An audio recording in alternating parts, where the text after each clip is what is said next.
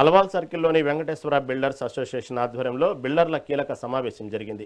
ఇటీవల సెంటరింగ్ కాంట్రాక్టర్లు ధరలు పెంచాలంటూ చేసిన సమ్మె వల్ల తాము తీవ్ర ఇబ్బందులు పడ్డామని బిల్డర్లు తెలిపారు. పెంచిన ధరల వల్ల ఇళ్లు నిర్మించుకునే యజమానులపై అదనపు భారం పడుతుందని ఆందోళన వ్యక్తం చేశారు. ఈ ధరల పెరుగుదలపై మరో వారం రోజుల పాటు మేస్త్రీలతో చర్చించి నిర్ణయం తీసుకుంటామన్నారు. అప్పటి వరకు తాము కూడా నిర్మాణ పనులను బంద్ చేస్తున్నట్లు ప్రకటించారు.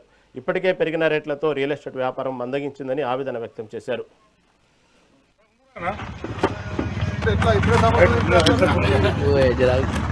మాట్లాడకండి.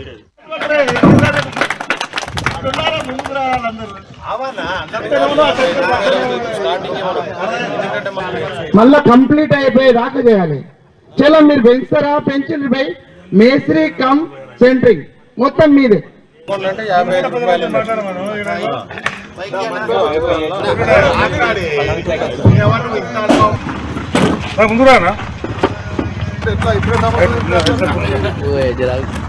మాట్లాడకండి.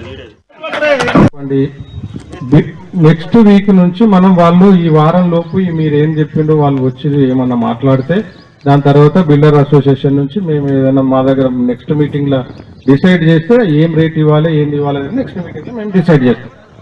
సో అప్పటి వరకు మాత్రం ఈ వారంలో పాత పనులు కంటిన్యూగా యథావిధిగా పాత రేటు ప్రకారం చేస్తే మీరు చేయమని చెప్పండి. మీ అభిప్రాయం చెప్పకపోతే వచ్చే వారం నుంచి పనులన్నీ ఆపేస్తాము, మొత్తం బంద్ పెట్టేస్తామని మీరు ఒకసారి చెప్పండి వాళ్ళకు. వచ్చే ఆదివారం మళ్ళీ మనం కడతాము, మళ్ళీ కలిసి మళ్ళీ ఒకసారి నిర్ణయించి వాళ్ళ ఆలోపు ఏమన్నా వాళ్ళ అభిప్రాయం చెప్తే దాన్ని బట్టి మనం ఫర్దర్ గా ఏం చేద్దాము.